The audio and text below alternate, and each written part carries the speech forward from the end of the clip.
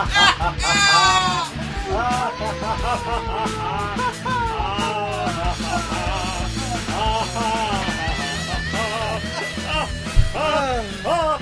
the latest composition. I think if we just sort of like hold back on that middle eight and stretch it a little, you know, I don't think it needs to be as busy. It should be more atmospheric.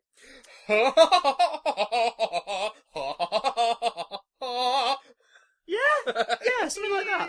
Oh, hi. Hello. We didn't see you there. Welcome to my anus. No, welcome to Big Damn Cast. My anus. Man anus. I am 3 litres of garbage water collected over the course of 2 months and put into separate buckets.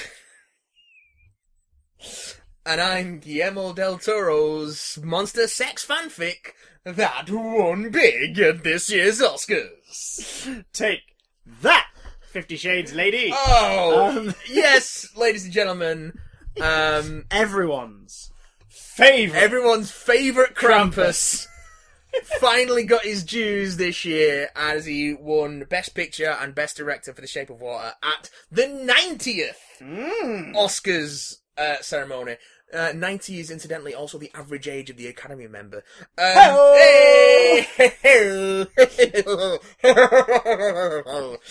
so it did pretty. Sorry, what? Pretty good year for genre movies because Get Out won original screenplay as well. So John, yes, it for did. That. My favourite Oscars moment this year didn't even happen there. It's the pictures that floated around of the Oscars viewing party that his partner in crime, what's his name? Michael Key. Oh yeah. Keegan-Michael Key was at, and the moment Jordan Peele's like name's announced, he just like stands up and like he's just whooping. Yeah, boy. Yeah. Yeah. I think the best viral tweet about it was actually from a friend. London News. She tweeted and it ended up in the moment where she basically put. She wrote. Like, get friends who celebrate you behind your back the way Key celebrates Peel. Yeah. It's like, yeah, that's amazing. And then they saw each other at an after party, and there's a photo of them like embracing, like it's the best day of their lives. One of my favourite moments was from the red carpet, was someone interviewing Daniel Kaluuya, and they turned around and said, "Oh, isn't this a movie that ticks all the boxes?" And you just see him sort of go. And he's like, no, it's not ticking boxes. This is like actually about black people's experiences, and it's like, oh yes, boy. Well, so you see his face drop in a way that suggests his inner monologue is, I want to say go once yourself, but I'm going to be more eloquent than that. It's and then he just is very eloquent. He has that kind of smile, which is just like, I can't believe you just fucking said that. Yeah, like really, is that what we're doing? So yeah, Daniel Kaluuya was up for best actor, incidentally, which of course went to Gary Oldman for Darkest Hour because he did his best acting. He did all the acting. He did all the acting. It was all the acting. He ticked boxes. He did all the acting. Prosthetics. Yeah. Real life person. Yeah. Tragedy. So much acting. Friggin' playing older than he is. Jowls. So much jowls. So many jowls. Were they real? Were they prosthetics? That's the acting. You can never tell. Acting. Who else won for the acting? Francis McDormand and Sam Rockwell both won for 3 Billboards Outside Ebbing, This strikes me so odd, because after you told me about 3 Billboards, I read a couple of reviews that were mostly positive. Yeah. Then you told me about it, and your reaction essentially was, if I remember correctly, yeah, but I don't get why everyone thinks it's incredible. It's kind of blurting X, Y, and Z. Yeah, and the performance is great. But and since then, that's what I've been reading. Like, reviews that have caught up, especially UK reviews, because obviously we got it a bit after America, have also been along the lines of, this isn't his best script, and some of these like journeys don't go anywhere, and everything's wrong with X, Y, Z. And yet, there it goes, snagging the best actor and was it best supporting actor? Yeah, best actress and best supporting actor, yeah. And it's like, oh, wow, okay, cool, whatevs, Trevs. Yeah. What else won from our world? Coco got best animated. Which I was very happy about, simply because it's beat The Boss Baby. Fucking hell, who nominated The Boss Baby for? Well, like, you don't have to nominate that many films. You don't have to scrape the barrel. Jesus. But guaranteed that would have been shopped like crazy by the people behind that company. It's not very good. No. But there it was, up for Oscar nomination, because this is the world we live in. And these are the hands we're given. Use them! And let's start trying to make this a place worth living in. Remember Me obviously won Best Original Song. From Coco, yeah, which was lovely, because it is a pretty good one. I'm surprised that it beat This Is Me from The Greatest Showman. This is me! Simply because the world is forcing itself. I've managed to avoid The Greatest Showman so far. Everything I've heard about it has made me go, it sounds like it's kind of fun, but it's one of those movies that the more I then think about it afterwards, I'll start to hate. Lots of people seem to like it, but then the people whose opinions I respect and value the most, in terms of critics and other people, are just like, yeah, this kind of sucks. It's kind of shitty, actually. The best version of this is if it wasn't this story and you were just seeing this cast perform in a musical on stage. If it wasn't a story about a man who made his money by exploiting the disabled and disenfranchised. I think that's the thing. I don't mind there being a Hollywood bent to real life stories if it serves the purpose of the story you're telling. But this is like a Hollywood U-turn. Yeah. In terms of P.T. Barnum. Yeah. It's like they've gone, oh, all that stuff. I mean, even the disaster artist was like, yeah, Tommy Wiseau's not a nice person. No. But there are things you can sympathise about him and empathise with him. Yeah, I guess. But he's not a nice person. It's still a bit of a Hollywood ending, but that's the tone of this weird comedy movie. Not a nice guy. Great Showman's like, yeah, we're all having fun. This is great. We're having so much fun. Well, at the same time, Remember Me's amazing, and there's like 5 versions of it in Coco alone. So surely that, by law of average, means it should have all been Remember Me. Yeah, it should have been all the nominations. Oh my god, they should have accepted the award for it, and then a bell fell on them. Yes, please. I don't wish them harm. I just think it would have been consistent. Yeah, totally consistent. Yeah. Shape of Water won for score and production design as well. Yay! Blade Runner 2049 won for cinematography and visual effects, which well deserved, stunning. Yeah, and also stunning. Roger Deakins finally wins an Oscar on his 14th nomination. Yeah, not bad. 14th nomination, man. Well, that law of average, he'll get his second one posthumously. In many, many years. The decade. So yeah, for people who like genre movies, it was a good award ceremony this year. Some genre movies getting their dues. And also, even though it wasn't, I think it escaped the nomination period actually, didn't it? But even though it won't be recognised till next year, if at all, hopefully it will because of genre movies being a little more in the eye of the Academy now. Yes. It was nice to see that Black Panther dominated the carpet.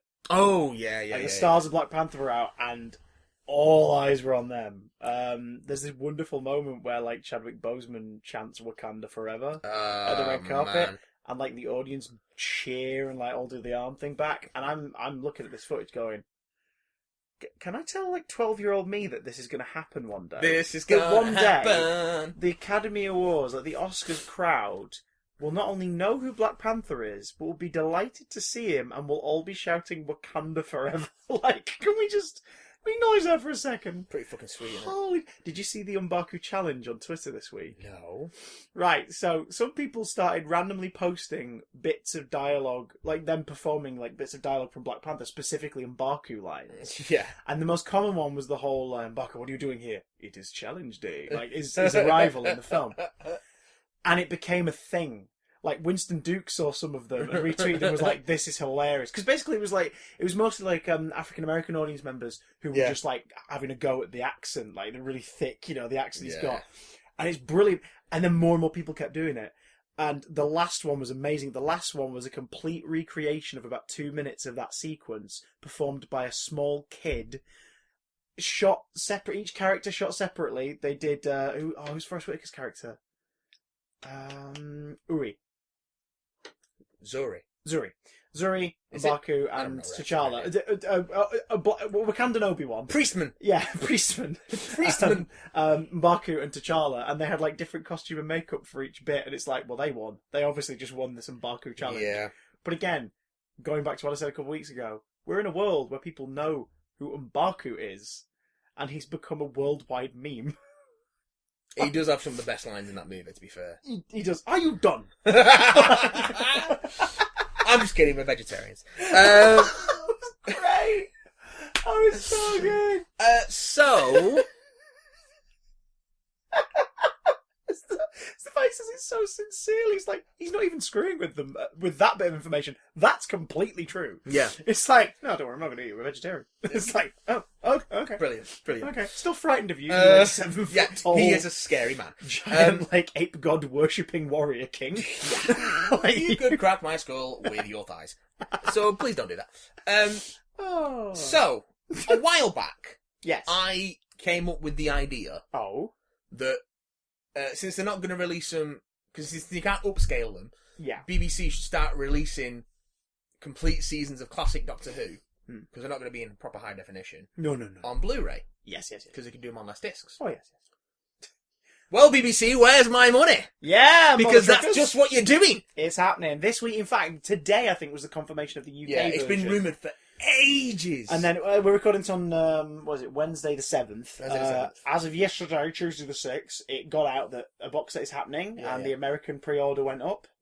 And today the UK one was confirmed. The current cover that we're all seeing is apparently a limited edition cover. Yeah, I've seen it listed with limited edition cover. So another design will be coming around at some point. And it will possibly be cheaper as well because it's not limited edition. And that's probably the one I'll get. Yeah, considering a logo consistency would be nice because this one's got the brand new logo on it, which would be fine if they plan to use that. If they plan to use that for the remainder of the releases, but of course they won't. And there's a reason why they've stuck to the TV movie / Pertwee logo for so long as like a base.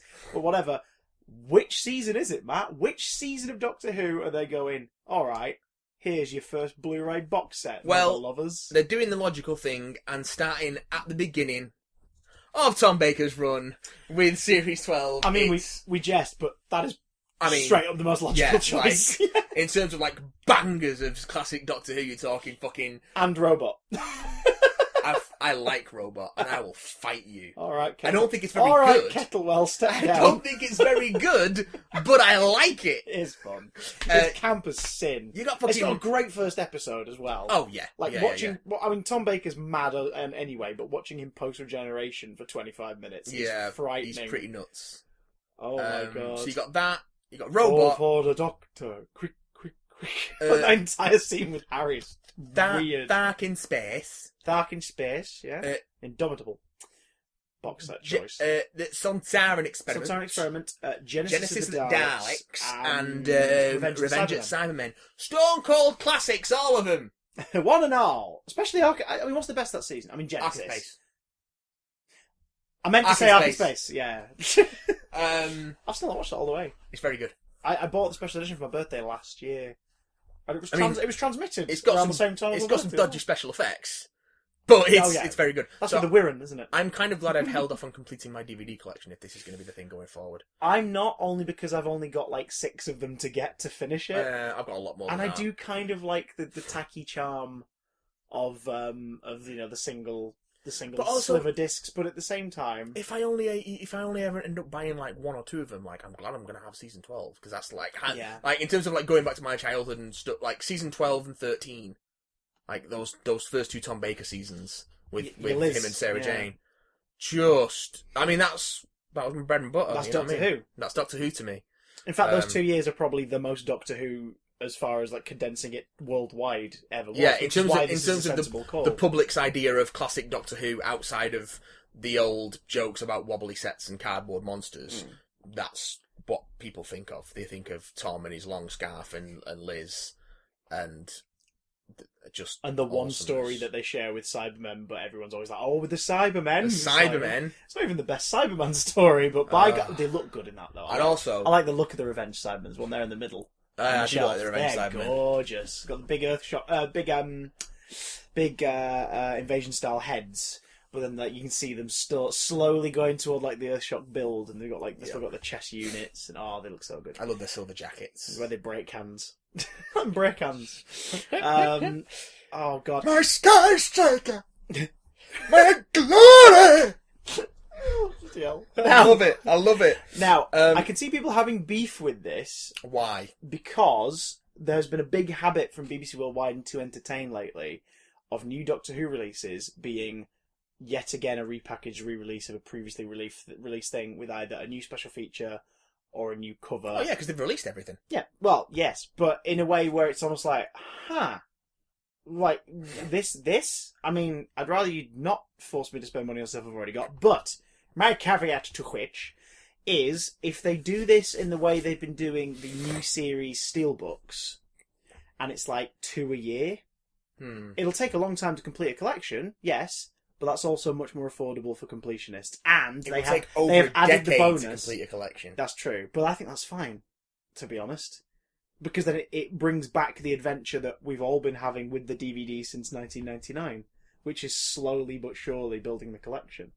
And now you can do it all over again in a condensed box with more stuff on less discs, and they've added 2 wonderful things to it. One, and this is the only one we know of so far, but they are doing remastered effects on Revenge of the Cybermen. So you have the option to watch it with remastered special effects. And I say. And that's always interesting. It should probably be an option. Yeah, no, they'll definitely do it. If they're sensible, they'll do it. They always have the original versions there for you. Yeah. Oh, well, apart from, I think it was the first release of the Five Doctors, they didn't do that. The first, it was one of the first BBC DVD releases. That was the first one they did. It was like that, Blackadder the Third, and an Only Fools and Horses special. I think with the original BBC DVDs. Have you got it here? It's in the other room. But it's the inconsistent case. Yeah, the one that until they got the special edition version, which I've got up there because mostly for the hidden commentary. Which is have you listened to it? Have you watched it with the hidden commentary? I don't think I've seen this. I'm gonna have to lend it to you. There's an Easter egg. It's a commentary from, I can't remember who it is exactly, but 2 of the people on the panel are Phil Collinson and David Tennant. Oh. So it was recorded during late 2009, so it was as they were wrapping up on like press and everything for David's specials, they got together and recorded a fan wank commentary for the Five Doctors. Fantastic. And it's really fun. Fantastic. I've got the special edition of The Green Death as well, simply because it's got the Sarah Jane Adventures Death of the Doctor on it as a special feature. Nice. And the option to watch it with a Katie Manning and Russell T Davies commentary. Also, so it's The Green Death. Yes. But that's also another thing that's nice about this box set, is they have included not a tiny insignificant amount of brand new special features. Yeah, all the stuff, from what we know, all the stuff from the DVDs is coming over. Yeah. All previous features. There's like 2 new documentaries, an hour-long sit-down with Tom Baker, and to celebrate, I guess, the first DVD release, and possibly the fact this might be the only time they can do this with him, maybe, considering hints he's given about his health over the last year. Yeah. There's a big thing with him and some of the other actors just watching back clips from his era. And just getting his... So, I think Guy said it. He worded it something like, if you want to sit there and watch daft old man Tom Baker cackling away at himself on a telly, which, let's face it, we all kind of do. Yeah. Then this would be worth picking up. That cover's nice as well. The only problem I have is the logo, because you know that they won't keep that logo for all the releases. Yeah. And that would suck. Because it's on the spine. If it was just on the front, that wouldn't be as big a problem for me. Do you know what I mean? Yeah. Or if it's just... I just have the logo on the cardboard wraparound that it seems to have. I'm used to having inconsistent logo design, because I've got a PS3 disc collection. Oh, jeez. Oh, don't even get me started on that. Even here, I'm looking at Power of the Daleks. I took the cardboard slipcase off of it. Yeah. But even underneath that, the first cover is one with Dalek font. And it's really annoying. I've not opened it yet. I've not opened it yet to watch it. I hope that the reverse side has the... Oh, God, nerds! Nerds! The faggots, the spastic fat kids who sit in the back with no one to do their lab with the nerds. You know what you sound like when you say that? Bo Burnham buys his album. What? You sound like Mark Wahlberg. That's the kind of thing Mark Wahlberg would say, because he's a garbage person. Hey, Mark Wahlberg. A garbage person. What? So, yes, for a while... I am. No. For a while, it's been floating around... Oh, I thought you were making a turn the swimming pool joke. That he wants to do a version of the $6 Million Man. Hey, where Mark Wahlberg. Where he is the $6 billion man, because of course it's adjusted for inflation. Well, I was going to say, didn't they change the name in all future media to just the Bionic Man? Yeah. Because obviously $6 Million Man is not as impressive anymore. Yeah. Oh, gold. He's been shopping it around with Bob Weinstein, so the not sex pest one. Yeah. Since 2016. The shrewd businessman one. And the quote that Mark Wahlberg said is, he's not interested in most superhero projects because I don't care what it is, how much I'm getting paid, I'm not leaving my trailer in a cape. Oh. Hey, yeah, I don't like to make millions of dollars. No. I don't like to be idolized by children. No, forget that. So the date has been set for Ragnarok. May 31st, 2019. Oh, How do you feel about the $6 million/billion man? I'll say if you're going to be as ridiculous as a billion, why don't you just make it trillion? The $6 trillion man. The $6 quadrillion man. There is a story that could be told here. There definitely is. I just don't like Mark Wahlberg. Can we just tell new stories and cast likeable people? No. Because this bit of news inspired me. See, Christopher. What? To go out and buy a shovel? No. Along this bit of news to blow your legs off, and then we can rebuild them. No, because we have the technology. This bit of news and something else that I did this week inspired me to have a topic for this week's podcast, which is ketamine. The topic that was what inspired you. The other thing that I was doing. Is segue.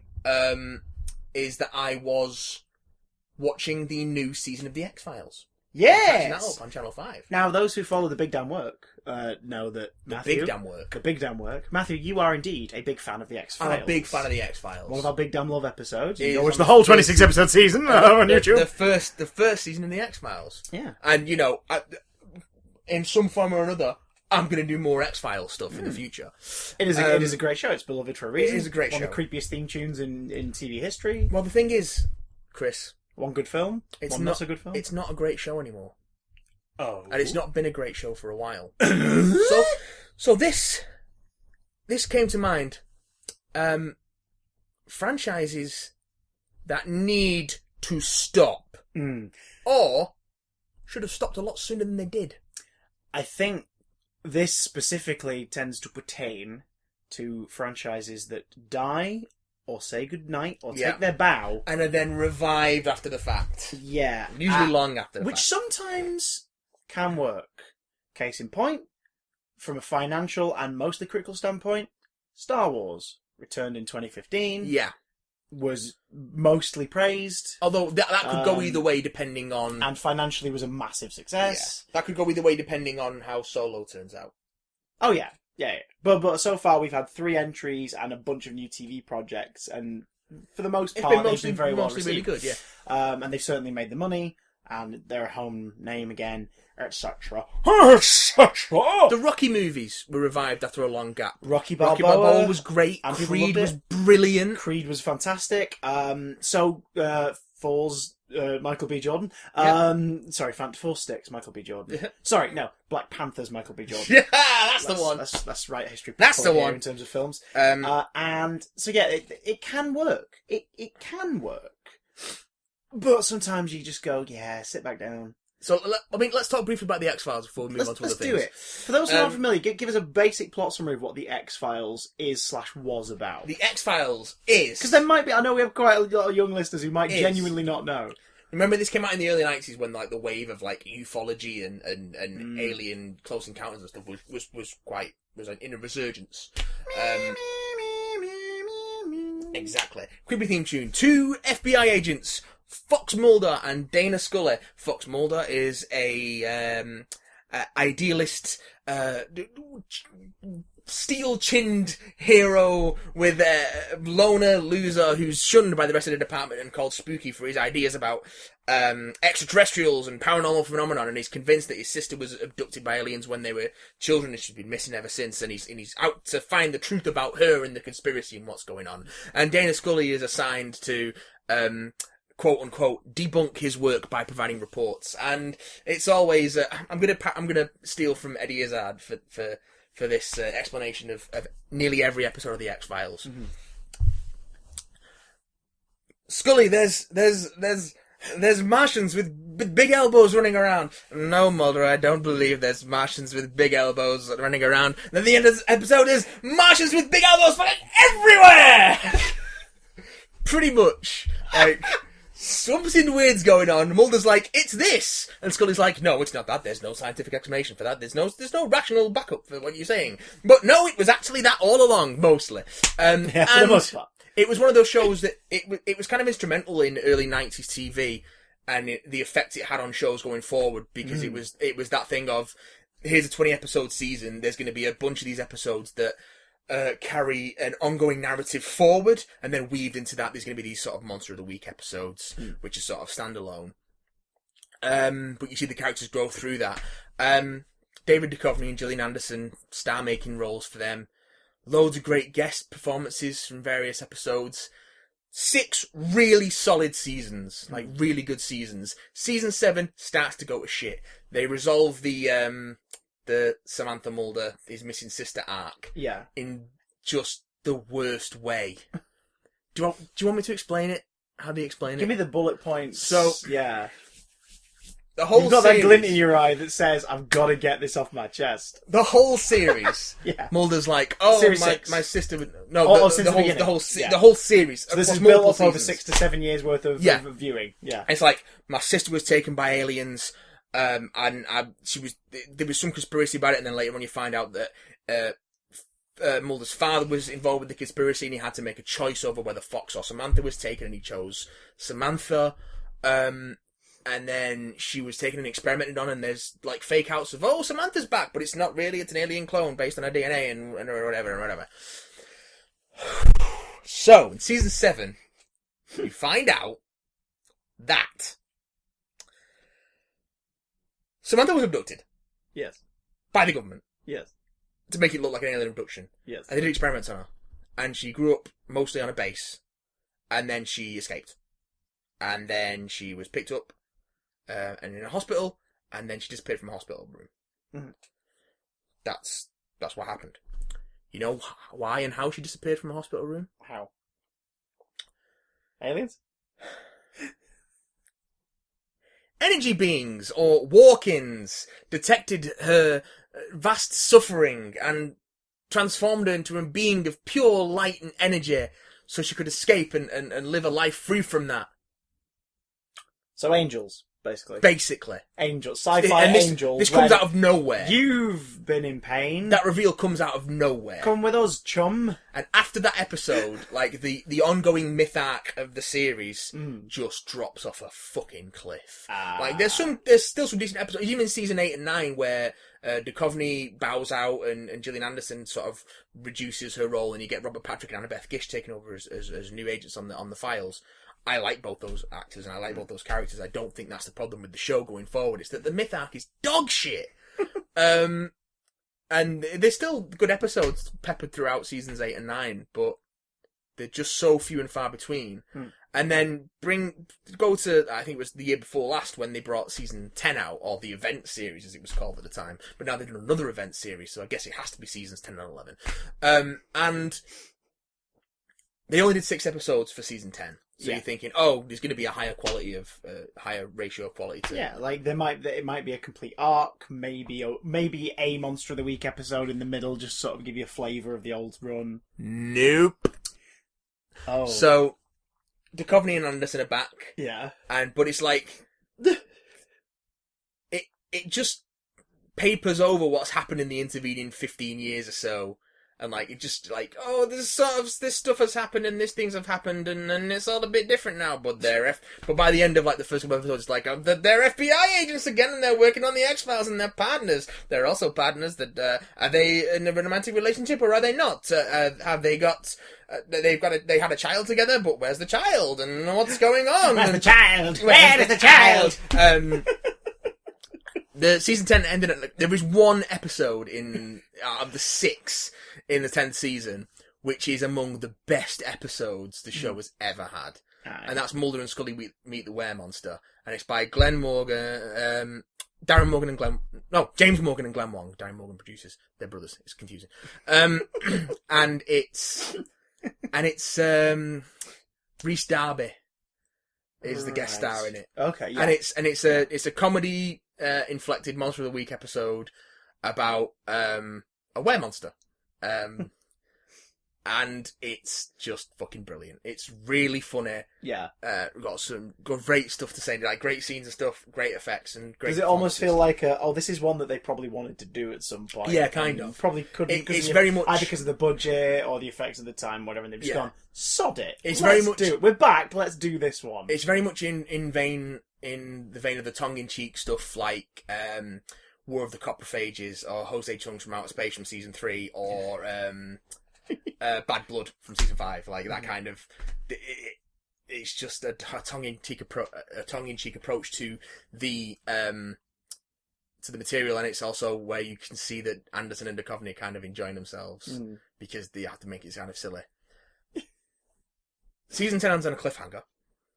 So this event season cock teases you at the end by going, "Hey, maybe more." When season 11 comes back, the way it resolves that cliffhanger, so straight off the back, like it is just the worst. Like it's start of Sherlock series 2, just like Moriarty just says, "Actually, no, let's not shoot them. I'll see you around," and then leaves. And you're like, "Oh." More like the I'm going to think their way out of this then. The Sherlock, oh, actually, I'm drugged in on a plane. More along those lines, although I'm not going to get into, because it's still quite recent, I'm not going to get into the things of it. Again, there is an episode by James Morgan and Glenn Wong, which is mostly comedic, and it's among the best episodes the show's ever had. Like, and it's sandwiched in the middle of this season. It's called The Lost Art of Forehead Sweat. Yeah, and it's a riff on the Mandela Effect, and the guest star in it is I can't remember the name of the actor, but he's those kind of funny videos with what if Google was a person. Yes, that guy is the guest in it. Oh yeah, I know his name. He's one of those actors who when he sees stuff you go, "Oh, it's him." Yeah, he's fucking brilliant, and Duchovny and Anderson are clearly having a whale of a time. But the rest of the series so far has been like massively tonally inconsistent. Like. The most recent episode I've watched, which isn't the most recent episode that's been released, I'm still a couple behind. But there's got that moments of levity and comedy, and then like gut-wrenchingly serious stuff about stuff that's going on with Mulder and Scully, and it just jumps back and forth, man. It's just like the myth arc has gone so off the deep end and is so convoluted and so far from what it originally was and what was compelling about it that. It's not the thing that people like about that show anymore, and it's not the thing that keeps people coming back to that show. They focused on the wrong thing. Yeah. But because Chris Carter's been in control of it the whole time, like he's clearly the problem with that show. Yeah, like it's his baby, but because he's written all the myth arc stuff himself. But a lot of the best episodes in the back half of the series, since series. Well, even more than that, since Series 3 onwards, most of the best episodes that have not been myth arc episodes, they've been standalone episodes written by someone else that do something interesting. And there's not enough of that, and too much of this event series is like, oh, we're gonna wrap up the plot. What fucking plot? There was no plot by the end of that show! Like, by season 9, the plot was non-existent! The truth is out there! The last episode of season 9 was called The Truth! In which no truth was revealed. But no, we had to go back to that well. And for so much of these two new revival seasons, like David Duchovny and Gillian Anderson just look bored. Yeah. When they're like they've signed up going, oh go on, this will be cool. This will be fun. Gillian Anderson has already said like 9 weeks production, we'll have a laugh. She's not coming back for another one, so they better not fucking end this on a cliffhanger. No, or they probably have. Let's be honest. How many episodes is this series? 10, I think. So 6 last time, 10 this time. Yeah. Oh god! And it's just, but it's when they're engaged with it, they're great. But there's so much of this new stuff where they're clearly not engaged with it, and they're just like. So this feels like a failed resurrection, then. Ultimately. It is a failed resurrection. Failed resurrection. So, and it's not the only one. No. There are many shows and movie franchises out there which decided to call it a day, either because they'd run out of steam or because it was the right time to end it. Yeah. And yet, still come back. And yet. So, are we going to take a dip a little toe? I'm going to dip a little toe into one that just crushes my heart. Yes. It's not the one you're looking at. Oh. It's the one after that. Oh! Okay. I adore... He adores. The Alien franchise. He does. I fucking adore it. That being said, they probably should have left it at Aliens. Now, because I don't disagree. I like Alien 3 a lot, but at best, you're most charitable, depending on the cut of the film. The best possible cut of the film, and in your most charitable mood, you could at best describe it as a deeply flawed movie. How many deeply years flawed. between Aliens and Alien 3? 7? Aliens was 86. 86. Alien 3 was 93. Yeah, so 7 years between. Yeah. I think that's more than enough of a gap to But declare it as a dormant, if not dead, franchise that is then brought There was back. 7 years between Alien and Aliens. Yeah, but that's also because there was no intention to turn Aliens into a series of Alien into a series of any kind. That's something that seems to happen a lot in the 80s. Demand for sequels stuck around for at least 6 years. To a point Ghostbusters 2, Gremlins 2, those movies, other things beginning with G2. They just get so convoluted in the development. Like, one part of the reason Alien 3 is a mess. Flawed movie. A mess. It's a shit show, guys. It's absolutely. There is a lot to enjoy, but it's not. And good. David Fincher was disowned that movie for good reason. Like, it's because they spent so long developing it and changing this and changing that and redoing the script and redoing this. Like, they got to, when they started filming, sets were already built for a different version of the movie. Yeah, that they had to reuse. They'd already spent like something like $6 or $7 million on it before they started rolling. Yeah, that's a retool. A lot. And then... it's not even Alien 3. They did another one! I think it was 98 or 99 was Alien Resurrection. 98, I want to say. And it's, so less of a gap. They fucking bring Ripley back from the dead, just like they bring the franchise back. And fucking Joss Whedon script, interesting script, completely mishandled by Jean-Pierre Jeunet, who's a fucking makes gorgeous looking films. Like, and this film does, like, the Alien Resurrection looks the bee's knees. It looks the dog's bollocks. Yeah, it is coppery and uncomfortable and gross looking, but like every shot is done in a way that like almost glorifies how dank and dreary everything looks. But it's like saying make it look like a palace, but it just looks like a bunch of horrible corridors. But shoot it like it's a goddamn palace. I don't know whether it looks beautiful. It also looks horrible, but that's what the environment is. I don't know whether it was lost in translation, but Jean-Pierre Jeunet just completely misses the point of the humour in Joss Whedon's script. Like, it's just, and it just falls flat. Yeah. Then it goes dormant again. Yes, and we all thought, okay, good. And then we get Alien vs Predator and Alien vs Predator 2, and we can kind of ignore them because they're kind of their own thing. Well, they are now declared a non-canonical spin-off. Yeah. So let's just sweep. We'll probably talk about them another time in some other Oh, way. yeah. I've got lots to say about those movies. Some surprisingly positive things, but mostly, oh god. And then, oh god. In the mid-2000s, we get, Ridley Scott and James Cameron want to work together on one. And Ridley Scott wants to come back to the franchise, and they want to do an Alien 5, and they're going to go the Alien home. And all this stuff goes round and round and round for years. And then we get Prometheus. Yes. Which could have been a great movie. We were all very excited for it. We heard it was an Alien prequel. We went, oh my god, from Ridley Scott. Yeah. That sounds amazing. And then he went, it's not an Alien prequel. And we saw the first trailers. And we all went, it's an Alien prequel. Wow. If I remember correctly, I think it was the second trailers that showed some stuff where it was like, hang on. Yeah, this is an Alien prequel. Yeah, but the first trailer was presented like the Alien trailer. It was the slow reveal of the title. And the sort of siren noise, and all that. But it was like, okay, let's see what Sir Ridley's got up his sleeve. And it came out. It's a bit naff, innit? I hate Prometheus. And again, like, it's not even the fact that it's not the Alien prequel people thought it was. Like, I'm fine with that. I'm fine with that. I'm fine with the story being told in that universe that has nothing to do with the events of the movie Alien. I'm completely fine with that. It's just not very good. And again, rewrites. Mm-hmm. Ridley Scott changed his mind about this and this and that. So that happens, and then he's like, I don't want to do more Alien movies. I want to do a sequel to Prometheus. Okay. I don't want it to be an Alien movie. I want it to be a sequel to Prometheus. Alright. It's called Alien Covenant. Fuck. Alright. Trailers come out, looks promising. Yeah. Movie comes out. Yeah. I'll do the fingering. That's all I'm saying. Like, our thoughts on Alien Covenant have been documented and they're available for your listening pleasure. We will not toot our embouchure anymore on Alien Covenant, but I'll say you just blow, because this movie does. Oh! Thank you and good night, everybody. I want to thank my guests tonight. We've had wonderful Paul Rubens. And let's go emails. And another person who's wanked at the cinema. Anyway.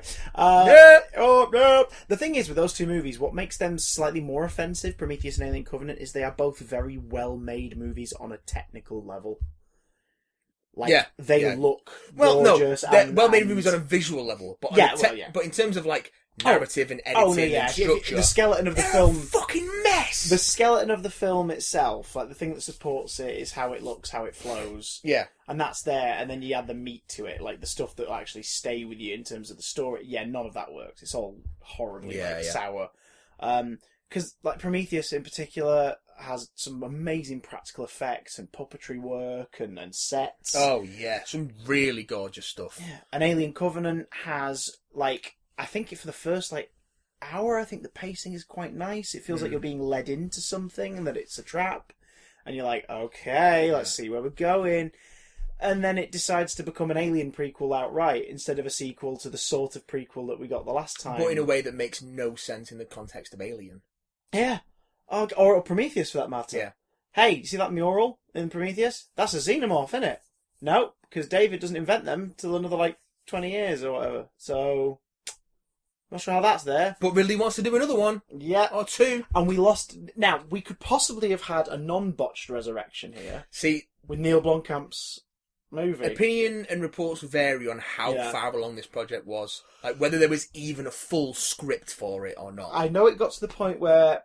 it's Michael Biehn, isn't it? Michael Biehn said and Sigourney Weaver were spoken to, and both were interested in what Blomkamp pitched them. And they both publicly said that it was a great script. Yeah. But no version of that script has ever been released. No. And maybe it's because Blomkamp's holding it back because he still holds out hope, possibly. And I think Ridley Scott and James Cameron have both come out and said, no, there wasn't a finished script for it.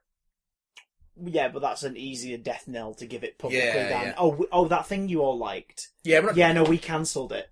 Ridley Scott, I'm pursuing my passion project for franchising one of my earlier movies. Why? You've never done that before. And you clearly have no desire I don't know. I saw a theory once online said it's because he's getting older and he's questioning the nature of where we come from and creation and his own your own individual purpose. So that's why he's decided to use those movies as a vessel to tell those stories. That would be fine, but just make Prometheus. Don't try and shoehorn it to be an Alien prequel. Yeah. Even though it's heavily retooled from a script that was an Alien prequel. But whatever. So yeah, I think Alien should have just died a long time ago. It should have died, and so you think what was... it pains me to say that, because I fucking love that franchise. What was the death point? Where do you think it should have... retrospectively, considering what you do get positively from the ones that have come since the second, where do you feel it should... I think end of 3. My heart says 3. Yeah. Although I do have a soft spot for Resurrection. Me too. My heart says it should have ended with 3, because it just ends on a perfect note. Yeah. And it's sorrowful and sort of funereal. It ends with the death of Ripley, and the way that movie, the closing shots of that movie with them shutting down the refinery and the escape pod, signing with logs signing off.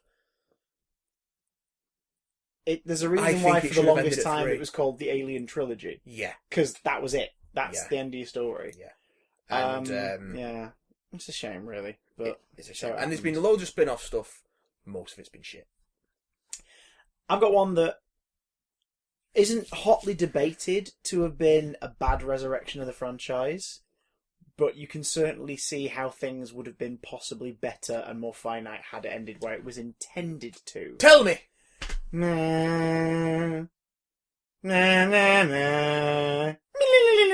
Buffy the Vampire Slayer. Buffy was intended to end in its 5th season. Minor spoilers for a 20-year-old TV show. Yeah, that would have been great, wouldn't it? So Series 5 starts with a really campy, stupid episode, sort of on purpose. Buffy versus Dracula. We get a Dracula episode. It's camp. It's ridiculous. It's kind of stupid. It's the worst season opener, arguably, of Buffy, because you're like... It's fun, but it is like, wait, what? Why? And it's all in service of the last minute of footage. Because the last minute of footage, she gets back home, and her baby sister, who did not exist for the previous 4 seasons, is suddenly a part of the show. Yeah. And the episode ends with them both crying out to their mum because they've been told off. So Mum, credits, and everyone's sat there going, "What?" Yeah. Series 5 carries on. Buffy suddenly has a younger sister, Dawn, who's apparently always been there. She's only like 3 years younger than her. We're all very confused. Has there ever been an example of a retcon on that scale in live action TV? Not that I can recall, or at least not in a way where it shakes the foundations a lot. Yeah. I mean, you've had minor things like Scooby Doo have always done stuff where they're like, oh, Scrappy was with us then. It's like, no, he wasn't. Yeah. No, he bleeding wasn't. Yeah. But like, there's stuff like that. But I think this is the biggest example of a holy shit. But then there's a reason for it. As Series 5 goes on, we get glimmers of people who realise that Dawn isn't real. Like, people are like, you shouldn't be here. And it's like, oh God, because they spend 4 or 5 episodes not acknowledging it at all. Yeah. And you as the viewer are like, I don't understand. What's happening? This is really annoying. What's going on? By episode 3 or 4, you're like, it's kind of annoying, but she's playing this really well, and this is an interesting dynamic. About like the 6th, 7th episode, you're like, okay, I kind of like this. And then a character comes in and suddenly reminds you, no, this isn't real. I'll also point out that either consciously on Joss Whedon's part or just through osmosis of other media. Yeah. Buffy is an excellent refinement of the previously mentioned X-Files formula of that story arc, but they interweave the story a lot more neatly with the Monster of the Week stuff. Yeah. So that wouldn't be possible without the X-Files. Very true. Just saying. They found a different way for Monster of the Week. They found a different approach for Monster of the Week. Their Monster of the Week was about teenage problems turned physical. The things you wish you could punch. Yes. Just punch and beat to death. Actually made into a physical form where you can punch and beat it to death if it doesn't kill you first. But again, Buffy totally owes a lot to the X-Files in terms of its format and the way the story is told. I think most modern TV does. Arguably everything sort of post 95. Yeah. Is in debt to the X-Files in terms of its format. Even modern Doctor Who. Because modern Doctor Who took its formula from Buffy. Which, it's like, there's this, it's a domino effect. The truth is out there. And the truth is X-Files started this year. The truth is it should have stopped! So as the series goes on, you find that there's a whole plot with a god called Glory, and reality has been shifted on purpose, and there's a key to, unlocking part of the universe and changing things, and la la la la la la la. Sorry, just a quickie. Lou's just texted me to tell me that she couldn't find her keys, and as she just left the house, she posted my keys back through the door. Oh, fantastic. So, may have to go in like an hour, everybody, just in case we're still here. And we'll Will still be here in an hour? Of course we fucking will. Of course we will, this is us. This is me. Didn't win. You find out that Glory, this evil god who with a legion of minions and people who worship her and everything, needs this thing known as the key to unlock the gateway that will basically finally bring utter hell to her. Like, Earth will become hell. It will become this land, and she will rule over it because she brought it here, and la la la la. And the key was hidden in plain sight to stop her from ever finding it by the people who are the keepers of it. They decided the Slayer was the only person who could protect it, and so they gave her a sister. Because no matter how much they argue, no matter how much they piss each other off, an older sister will always defend the younger sister to the death. Well, that's the theory. Anyway. Is the theory? That's why. You know Buffy will, because she's noble and virtuous. Yeah, and can kick ass. With Mr. Pointy. So it's a great idea, but obviously for it to work, they couldn't just be like, "Here's a person, protect her." They had to make her care for her. Hence why they basically retconned the entire universe so that Dawn always existed. And that way also Glory's got no indication that that's the key. There's several moments in the episodes of Series 5 where it's like they're in the room together and neither of them know their role in response to each other. And neither of them shut their mouth. Yeah, like... The rock set. The rock set. You see, kids, once upon a time when it was the WWF, he was a wrestler. And he still is for SmackDown, I guess. And, Royal Rumble, WrestleMania. Point is, it's a great idea. And the series was meant to be the last. Spoiler alert for Buffy Season 5. The series ends with, here's how it works. The key is in relation to Dawn's blood. When the gateway's finally opened, she is cut at the right time and is bled into this void, which begins the process of opening the door. Opens this portal and everything's going to turn to shit. She's now a Summers girl. She's Dawn Summers. I'm a Summers girl. So the theory is, to close it, you need to bleed her dry. Like, she needs to basically be slowly bled out over it until the void is opened, and then it's irreversible. But if you bleed her out completely whilst the process is still happening, it'll close the door. That's how it works. And the theory Buffy goes with is obviously she's Summers, she is of the same blood. So Buffy, in the end, spoilers, sacrifices herself, leaps into the pool, it closes. Buffy lets herself die, because obviously once she's in there, she's going to get immediately torn to pieces. Like, whatever it is just going to consume a flame, light, whatever. Like, she's gone. She sacrificed herself to save her sister. An eternity battling demons! Well, without rest or respite! Not so much. You probably just leapt into hellfire, so I imagine you're immediately burned up. But that was the intended end for the show. That was Joss Whedon, the showrunner's end for the show. That's what he wanted to do with it. And there's this beautiful monologue that's delivered in voiceover from Sarah Michelle Gellar, like Buffy saying it to Dawn. Back when she cared. And then leaps in, but we see it like as voiceover over what she does next. And it's just like the only thing she has to do is live. Yeah. Like, that's all I want you to do, live for me. And it's like, oh my god, this is sweet as hell.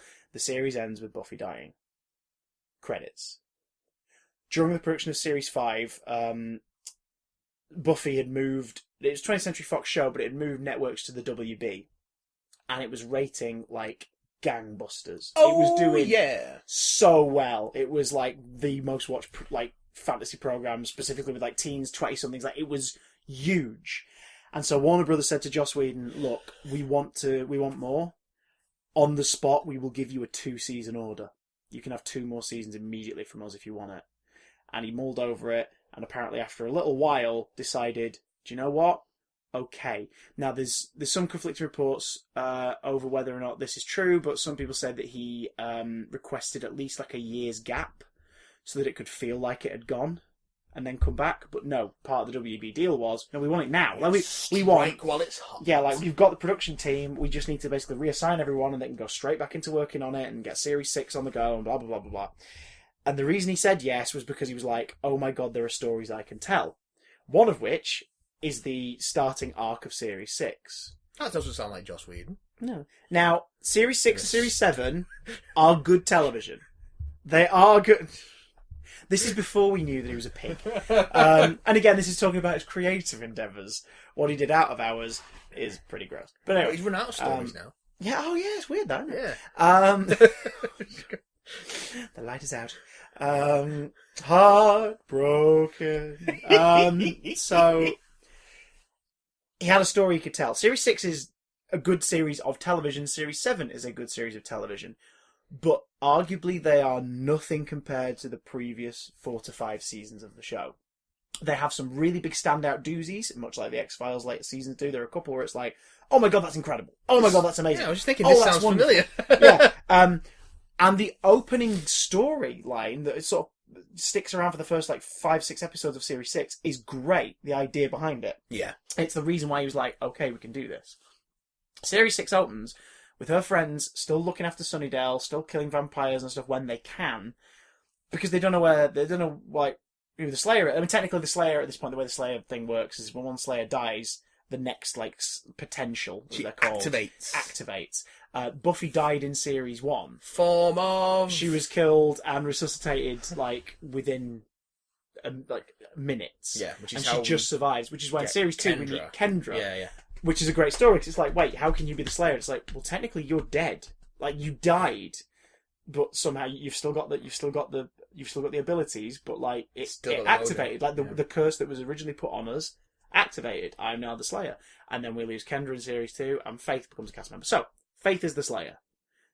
But Faith isn't in Sunnydale. Sunnydale needs protecting. And the guys, of course, are mourning their friend. Like, she's their best mate. And Willow and Xander and Anya and everybody, they're mourning her.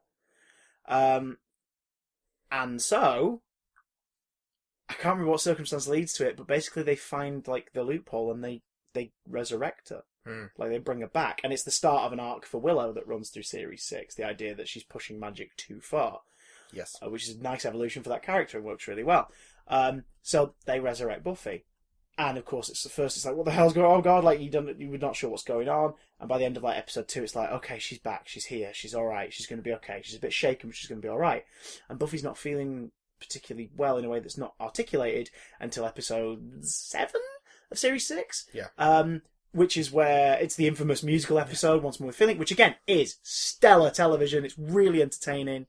And it has aged very well, considering it's very kitsch. It's aged really well. I think you can say that for like 90% of Buffy, to be fair. Yeah, oh no, but like this one in particular, I think this was that's super kitschy. This was the start of the TV musical obsession that lasted for the rest of the 2000s, where every show was like, "Oh, we'll do a musical episode." Whether it makes sense Buffy or not. Yeah, Buffy kicked it off in 2002 with Once More with Feeling. 2001, 2002, and the songs are great, and the fact that Hinton Batile, Broadway veteran, is cast as the villain works so well because it brings that element of class, and you've got Anthony Head and James Masters and Amber Benson, who are all amazing singers already, so it's like, yay, this works, woohoo!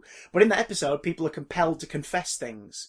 This curse, like, this whole song and dance thing, people, like you would in a musical, it's about driving the story forward and saying what's on your heart, what's on your mind, and being true to each other and all that stuff. Bunnies, it must be bunnies, or maybe midgets. Like, you confess stuff in song.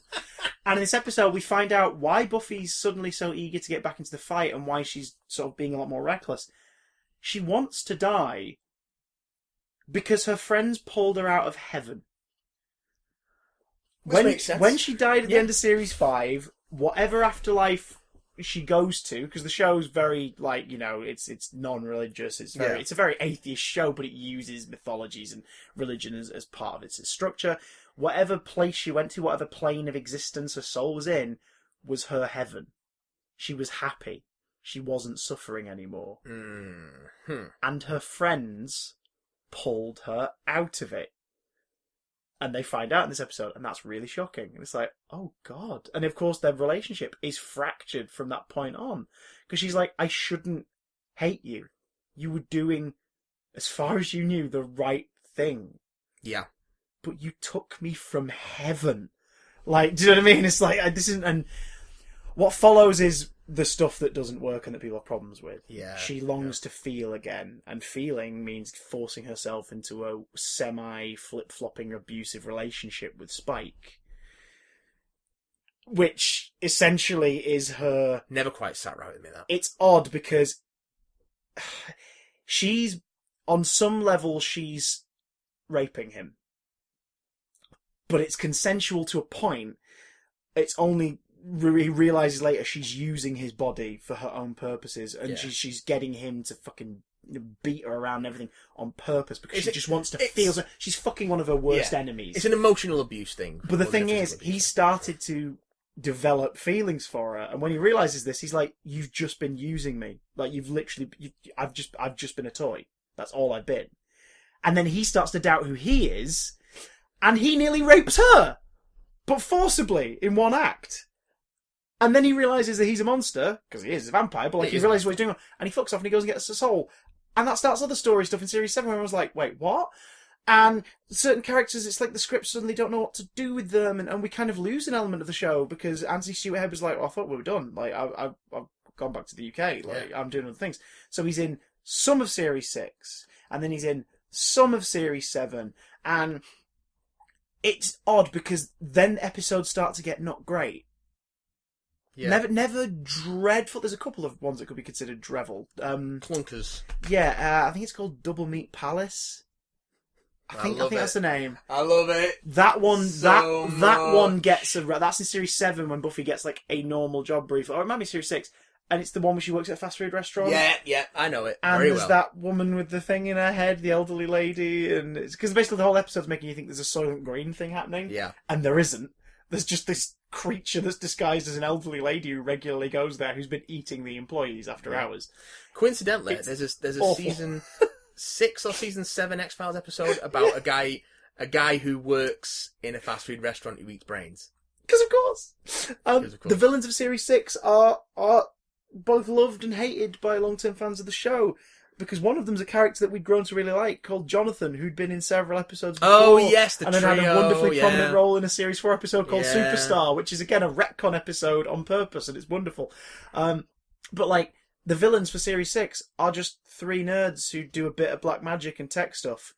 And as enjoyable as the characters are, Warren had been in stories before. Andrew he's basically a new character for Series 6. The actor had popped up in the background and stuff in other episodes, but it was a new character. They are really beloved characters. But these are your villains? Yeah. Really? And then Series 7, the villain is interesting. It's the first evil, a villain from a Series 3 story, who takes the form of the dead, which was an excuse to bring back a bunch of actors. But for a lot of the series, it takes the form of Buffy, which is nice from a performance perspective. We get to see Sarah Michelle Gellar like being a bit sinister. I'm evil! But it also feels really kind of, really? So, and you just made her work like twice as hard so we could just look at the same people in every shot. Like, and you get all the potential showing up, and you got a lot of which has some good stuff in there, but then it also feels like the show's testing grounds. It feels like it's going, who do you like? Because we'll do stuff with them later. It disinterested me to the point where I just stopped watching it and didn't finish it. And still not to this day. Willow gets into a relationship in Series 7, what feels very soon after the tragic end of her previous relationship in Series 6, in a way that the character who she gets with, the character called Kennedy, is played very well by the actor who plays her. She's brilliant, but at the same time, you're like, this is too soon. Like, this feels odd. It almost feels like you're trying to wrap everything up for a happy ending, which is why Series 6 and 7 are weird. Yeah. Because there's a good reason to start telling new stories that Joss came up with when he was given the opportunity. That first arc of Series 6 is like, oh god, that's heavy. You can do a lot with that. But then it's also very clear in Series 7 that they were like, no, we're definitely going to end it this time. Yeah. And you feel like everyone's being given happy endings, not like that, throughout Series 7 in time for the end. That being said, Chosen, the last episode, is one of the best finales of a show that I've seen. I wouldn't know, I've never seen it. It's really good. It is a really good finale. So yeah, I don't think this jumps into the same category as, say, Alien. No. But I can totally see why people are like, yeah. It should have died at Series 5, like Buffy did at the end of Series 5. See, I'm going to ask you something. Well, it's my favourite show, though, so I'm kind of biased. Even the terrible episodes I enjoy. I'm going to ask you something about this next franchise, as a fan of said franchise. Hit me with your rhythm stick. But as someone who has less experience with it than you. Oh, I think I know what this is. When do you think Saw should have ended? I knew you wanted to play a game! Saw should have ended with Saw 3. Okay. First Saw is brilliant cop... It's a procedural cop film / thriller with a heavy horror overtones. Yeah. It's a horror film, but it's a cop movie. I've seen through till Saw 6, and it definitely disappears up its own mythological arcs. Saw 6, ironically, is one of the better ones. I did not like Saw 6 at all. Yeah, maybe Saw 6 is better now on reflection of 7, because 6 is where the second version of the story works better, and then 7 wraps it up. See, I've already gone fucking cross-eyed. So Saw is a brilliant standalone film with brilliant twist. It's 7 meets Panic Room meets freaking non-funny Lethal Weapon because Danny Glover's there and it's distracting. It's great. Saw is brilliant, and there's a reason why it was a hit. It was low budget. It was really surprising. People hadn't seen anything kind of done that way before. Brilliant. Saw 2. The team behind Saw come back to tell you Saw 2. So it's Lee Wienel and James Wan, and they have a clear vision. And it works. The stakes are upped. We spend more time in active traps rather than in flashbacks. Mm-hmm. It's scary, and it also makes the smart decision of having Tobin Bell be throughout the whole film, because he doesn't feature in the first movie as John Kramer / the eponymous Jigsaw, because he's only really a voice and a character you see in flashbacks without knowing who it is yet until the end. Yeah. And then he makes an appearance at the very end of the movie. Tobin Bell is a fantastic actor who has a brilliant command over a scene, because he has a very eerie, quiet, almost calming presence, but one that you're like, you're up to something. Yeah. I'll happily listen to you because it's quite nice to listen to you, but I've got a feeling you're going to tell me something I don't want to know. So they make the smart decision in the second film of having the cops find him right at the beginning. So the film is intercut between the people in the trap and Donnie Wahlberg's police detective sat down with John Kramer as the police are there to detain him, but obviously they're trying to find out what's going on with the people in the current trap. If Mark Wahlberg is the $6 billion man, Donnie Wahlberg's the $4 billion man because he's cheaper. Donnie Wahlberg is the $2.99 with any purchase.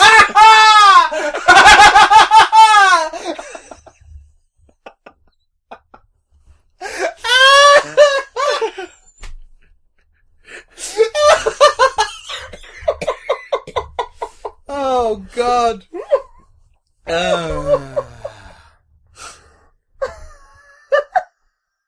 Yeah.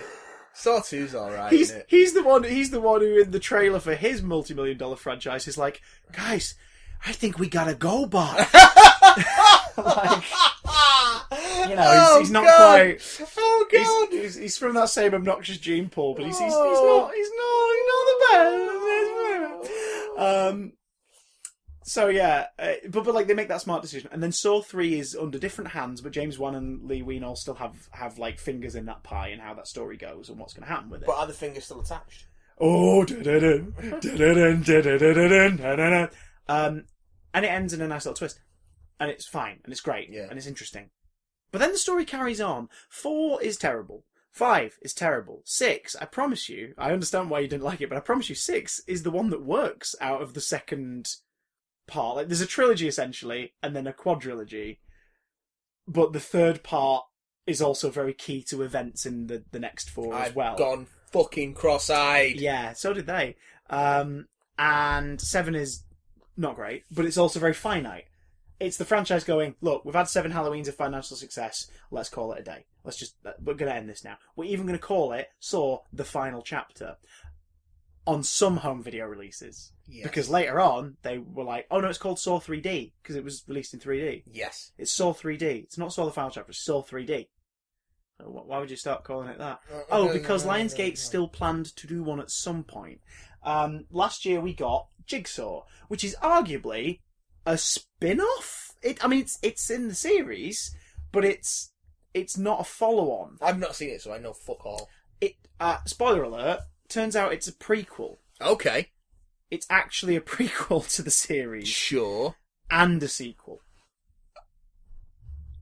Okay. It's done in a way where everything is... It's made for the audience who are watching it to have a reaction, not for the characters who are in it to have a reaction. The way the story's told, you think... That's a good way to tell a story. I don't know, but then they work it into the twist. Because you watch it going, hang on, how is this happening? He's gone, and Detective Hoffman, who took over from him, is gone. Like, what's going on? And then at one point in the movie, with the two characters who sort of survive what's going on are in a room, that's their story, and the other story is the cops trying to track everything down, much like the first two. Yeah. John Kramer's there, and Jigsaw's there, and there's a scene with him, and of course everyone's watching it going, hang on, how is he alive? Oh my god, have they gone supernatural? And in the cop stuff, they've actually dug up his grave, because like the media are going a bit weird about it, and they're like, right, we're going to dig him up to prove that there's not been any tricks, he didn't fake his death. There was an autopsy, but if people want proof, we'll do it. And they dig up the coffin, and there's nothing in it. So of course, you watching the movie are like, oh my god, are they actually going down the supernatural route? Or did he lay this out? Like, is he alive still, and it was all incredibly elaborate? Like, how did this happen? No. Turns out the cop stuff is happening present day. The trap stuff happened before the events of the first movie. Okay. And the film is edited in a way to make you think that trap is going on at the same time. But really, it's the modus operandi to lead a certain person to do a certain thing. So they know about that trap, and then when they start seeing bodies showing up in the condition that people were in that trap, he knows what to do and where to follow it. So it's like, okay, that's kind of clever, but I have no desire to rewatch this, because the only good thing you brought to the table, the only good thing you had to convince us that this franchise needed to come back, despite having already murdered itself slowly over the course of 4 extra films. The one thing you've got only works on the first viewing. Okay. It's like, so what was the point then? Like, you can still watch Saw knowing what the ending of Saw is and enjoy everything up to that ending. Yes. I've no desire to rewatch Jigsaw, and there's a reason 3D used to be the final chapter. Yes. I've got a massive list here, but I want to get to the emails, so I'm not going to. Well, we've had a few on thingy. So I'm going to table some of these for another time. There's some stuff we're talking about here. But what have they sent us from Twitter? Over on the Twitter, I put out earlier today, as of the recording of this, on the 7th, the year of our Lord, what TV or film series came back from the dead and sucked. And here's what you guys had to say. We've got this lovely one from Nick Brent, at the Nick of It, hello, who says, the Ralph Fiennes Avengers movie. Oh, I've never seen it. I remember seeing adverts for it. Seen it. Is it terrible? Oh, yeah. For those who don't know, The Avengers was a British TV series. It was about Agents Steed and Peel, and it was a super sort of thrilling spy show that was also very tongue-in-cheek. Very British gentleman and sexy lady in catsuit. The sexy catsuits and dapper, like, you know, formal wear. And it was a bit sci-fi, wasn't it? Yeah, imagine if Kingsman wasn't filthy and was made for TV in the 60s. That's pretty much the Avengers. Oh, okay, yeah. It came back in the 90s as a film starring Ralph Fiennes and Uma Thurman. It's a reboot of the show, so it's not carrying it on. It's like, oh, here's these characters meeting for the first time. It's an origin story as well, of course. It's an origin story. It's set in the 90s. Cool. Sean Connery's the villain. It's gash. Does he know he's the villain? It's probably not. It's dreadful. There is a scene where he and all of the evil people associated with him protect their identities in a big meeting in a secret location by all dressing in these giant teddy bear mascot suits. His plan, now keep in mind the show could be campy, but it was still kind of suave, yeah? His plan is to create a weather machine to control the weather and force countries to, like, sign treaties and stuff, holding them ransom with basically lightning and drought and stuff like that. Okay. There are robot bees, but not the interesting kind. Fuck off. Although in response to Nick's tweet, Matt Holzman got in touch and said, but it did have the great Sean Connery line, John Steed, that's a horse's arse of a name. I don't think that redeems the film's existence. I don't think that even makes sense. But I like your optimism. If you ever wanted to play a drinking game where you took a sip of water for every bad quickfire pun, you'd still be drunk and dead of kidney failure 10 minutes in. It's that the moment Uma Thurman and Ralph Fiennes are together, their characters are just talking in suave, flirty puns. It's nuts. Charlie Archer, hello, says the obvious one is Indiana Jones. As far as film series go, abso-bleeding-lutely. Yeah. And he's still... And again, Spielberg The Last still wants Crusade. To do another one. The Last Crusade. They said it. The Last Crusade. And then Kingdom of the Crystal Skull. The Last Crusade. Then Kingdom of the Crystal. I'm a double agent, Jonesy! You're not. Stop. What is this? It is, as you quite rightly said. Space between space. Gosh! Yeah, it's... Kingdom of the Crystal Skull's awful. But Disney own it. Spielberg's involved. And Harrison has said he's doing it. So this future movie. Yeah. Why? Because? Why? Indiana Jones. James Bond it. Merchandise is not going to fucking sell itself. James Bond it. Well, I think they were going to do Tell a story. They were planning to do that with... Chris Pratt's name was bandied around a lot. I think they were planning to Before that, do Shia it with Shia LaBeouf. as Mutt Jones. But then they decided that was a fucking horrible idea because Shia LaBeouf is a crazy person. I would watch that movie if he was just sat in a room with a bag over his head that says, I am not a Jones. I am not a Jones. What else came from the Twitter sphere? Jordan Alexander says 24 without Kiefer. Never watched 24 to begin with, so I can only imagine it got worse without the redeeming light of Kiefer Sutherland and his bug-eyed antics. He was off recasting someone else and ruining another thing anyway, wasn't he? But again, like, to be honest, I've not watched 24 myself. There's not enough hours in the day. Fuck it off.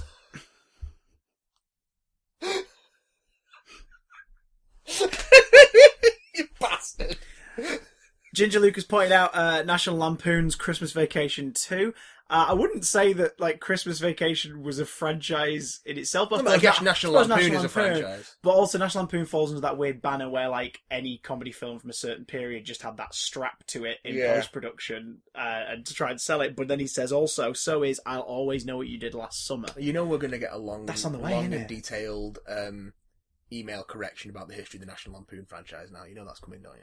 It's okay, Luke. It's fine. You don't have to. You don't have to. Instead, send us a poem. Send us a poem. Send us a little poem. Send us a 4-verse rhyming couplet about Randy Quaid.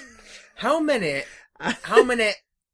Last Summer movies are there? I think this is the third. I know what you did last summer. I still know what you did last summer. I think I'll Always Know is the third one. Yeah, it's on its way. It's a happening. Oh, God. We got like 6 Final Destinations as well, didn't we? Yeah, I think it might have been 7 in the end. Maybe. Yeah, because they did the Fast and the Furious thing where the 4th one was just called The Final Destination. And then there was more. We've had 10 Hellraisers as well. Oh, Jesus Christ. I'll get to that one another time. Oh, that's yes. an interesting That's an franchise. episode, if ever there was one. Yeah. Elroy has recently tweeted, say, the Avengers didn't even bring back John Steed. What a load of crap. What a load of bump. Guess you prefer the original. Friend of the show, Charlie DeMilo. Yay! whose face I like to gaze upon when I'm at the gym on the silent subtitled monitors. Because he's on Corrie, not because he's there. Not because I've rigged the CCTV. I just like to look at you, Johnny. It's very distracting when I'm doing curls. Says, first thought is Bionic Woman. Yeah. I've not seen... That's the one with Michelle... What's her name? From, Ryan, yeah. I think, yeah, Michelle Ryan. Michelle... Oh, yes. Ryan. Michelle, there's an alternate... Michelle, there's an alternate universe. It is? Michelle, there's an alternate universe where we got a really fun, campy Tomb Raider TV series starring her. Ryan. Okay. I would have watched the shit out of that. They should have used Planet of the Dead as a soft audition, given us 2 seasons. It could have become a cult favourite and a long-lost forgotten thing, but we all would have been like, yeah, that's kind of fun. She was interesting in it. But yeah, she starred in a TV show, Bionic Woman, which was a remake of Bionic Woman, which itself was a spin-off from The $6 Million Man, and it fell flat on its arse. Was it 1 season? I think so. It was like one 22 episode order. It was like a full American season. I think it might have been a Firefly situation where they didn't even get the full lot out. Because I remember it was one of those ones where it was like, hey, because it's a British star, we've managed to work something out. It's going out in America. And like ITV2 were getting it the same week. No, because I remember there was a big thing of it being like channel of ITV2. But it was that cool thing because she was from EastEnders, wasn't she? Yeah, I think so. So it was that really cool thing of like, oh my god, like it's someone from EastEnders is leading a big budget like Hollywood sci-fi TV show. This is really cool. And then it was shite. I've never seen it. I've only heard terrible things about it. Charlie says, I can't speak as to the quality of the original run, so I don't know if that keeps in the spirit of the question, but the remake was ghastly. I think bad things that come back even worse, I think that works. Yeah. Yeah. Even if it's a good thing that became shit, then we're good. But if it's a bad thing that became even worse, then I think that hews quite closely to the spirit of the question. Like Taco Bell. Let's get into emails. Or Chipotle.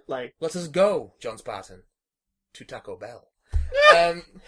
Or Pizza Hut in the international version. Yes. Yeah. We'd have to check. Yeah. I've only ever seen it with Taco Bell, though, so I don't know where those Pizza Hut versions are. Demolition Man we're talking about. Yeah. 3 shells. Yeah, I've only ever seen it with Taco Bell, so I guess it must have been a home video thing. It was always Taco Bell. It's probably the Gremlins 2 thing, like the home video version of the. I didn't see it in the cinema because it came out when I was young. Gremlins 2 has the interruption, where in the cinema it was a Hulk Hogan scene set in a cinema. See, I've seen it with the Hulk Hogan version. Yeah, that's the most common version. On home video release initially and rental, it's the screwed up tapings off TV, including a dubbed John Wayne movie with Gremlins in it. Okay. Then on the first and then on the second cassette release, it's the Hulk Hogan version. Which is what I've seen. That's the version which people got really confused about. Because they're like, hang on, that was the cinema one. Why is this on here? Yeah. And then on the DVD, they've obviously decided the Hulk Hogan sketch is better. So that's the one that's in the film. And in the deleted scenes, you can watch the alternate TV cut. Maybe it's like that with Demolition Man. Maybe it's just in case they went, oh, screw it. Like maybe the contract dispute or whatever was over by that point. They went, screw it. Stick Pizza Hut in it. Well, it's because no one knows what Taco Bell is outside of America, except I do, because the internet existed by then. Taco Bell! Emails! Emails from Taco Bell! Dave Davison sends, hello! Hey, that guy off the telly, mind telling the beard dude his opinion on The Last Jedi is wrong and he should feel mildly subpar about it? Okay, thanks! Bye! Wow. Dave Davidson, I can tell from your email that you are also not a fan of The Last Jedi. That is fine. I'm not going to tell Matt that he's wrong for enjoying something that he enjoyed. I mean, he is wrong. But I'm not going to tell him he's wrong. Because he's a tall man with big hands. And he could do some damage. He's got a lumberjack shirt on right now. He could probably cut me down. La la la la la, I'm not listening. La la la la la, I don't care. Fingers in my ears, clenching my butt cheeks. I don't care because I'm not listening. It's alright, I've got Star Wars Rebels, I'll be fine. It's okay, you can... Yeah. Which has time travel now, because of course. Opinions, it's all fine, don't worry about it. No one's is wrong. Unless you're a Nazi. Yay! Fuck Nazis. Charlie! But not gently. Charlie, we're hearing from him again. Oh, Charlie. He says, oi, oi, boys! Sorry, this is not how Charlie speaks, but I'm going to do this voice. Go for it. Joss Whedon has reported left Batgirl. Yeah. In as many words as possible. What do you foresee next for Batgirl and for Whedon? Discuss. Worth 20 points. Oh, nice. We talked about this a bit last week. Yeah. But ruminating, as far as the Batgirl franchise. Batgirl franchise, I I hope it happens. I hope they bring on one of the many female writers who've expressed an interest in doing it. It could be a really neat sort of Batman adjacent. It could do really well from being a female-led superhero movie that's also got that Batman association. And Save you can some money.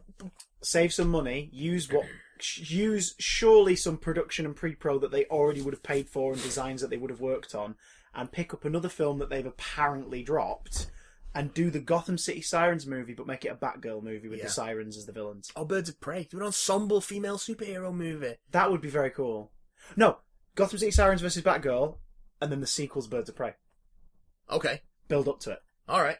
That'd be awesome. But I just want to watch Batgirl like a friggin' pirouette kicking Poison Ivy and Harley Quinn in the face. That's what I would. That would be amazing. That's what I would like them to. I would like them to. Whilst Catwoman's like, I secretly told you where we were going to be, so I'm not going to punch you, but I've also got to make it look good. That's Kick me in the shin. That's what I'd like to happen in terms of what's actually going to happen. Yeah, what happened? I think DC are just going to go back and forth. Well, WB are going to go back and forth on it until no one cares anymore, and then just let it die quietly. As for Joss Whedon, I think the logical step he should take with his career is either continue his political stuff that he's been diving more into. Yeah.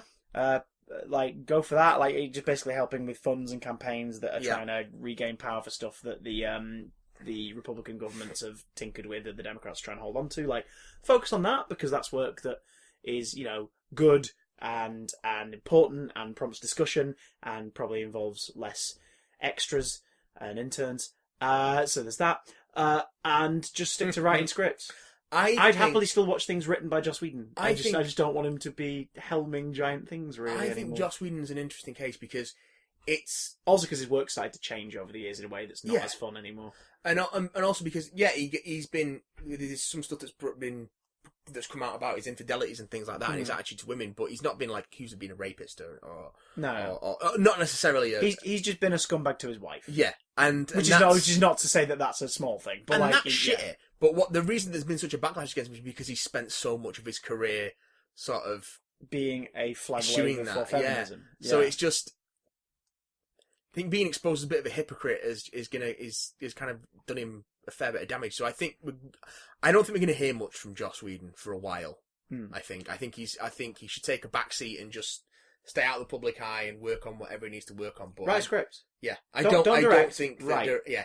Also, I think he's a better writer than he is a director anyway. Yeah. But I know there's a lot of hardcore DCEU fans who would disagree, but if he wrote a couple of the DCEU movies, guaranteed you would at least have some decent scripts. Yeah.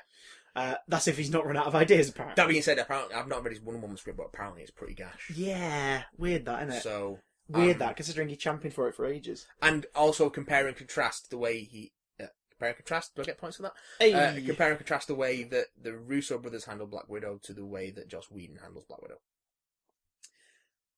Yeah. I mean, I still don't... Specifically Age of Ultron, I still don't see a solid issue with what happens with it, but I understand why the problem isn't in intent there, the problem is in his execution. Yeah, and that's really what it comes down to. Yeah. Avengers not so much of a problem because it's an ensemble movie just juggling people and making people fit into place and everything. But all Age of Ultron is definitely the one where it's interesting. Because we just saw her 2 movies ago and she was utilised much better. Yeah. And done a much better service than this. Ginger Luke with his eyes and knees. We did wish you happy birthday last week, but happy to pick up on the rest of that week. email. Yes. Hello, I'm so happy because it's my birthday. Not now, not when you're reading this either, but when it comes out on iTunes. Well, for last week because I hope you had a good birthday. Birthdays. Anyway, Ginger Luke trivia. My birthday is also my dad's birthday. Interesting. What's your most memorable birthday experience? Oh. I'm just having some friends round to my house to watch National Lampoon's Vacation.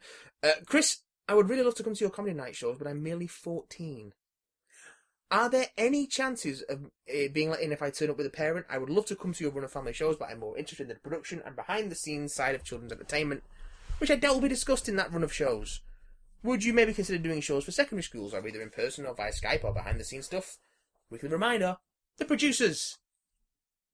Yeah, we'll get you to watch the producers at some point. Yeah, it is amazing. Hey, yeah.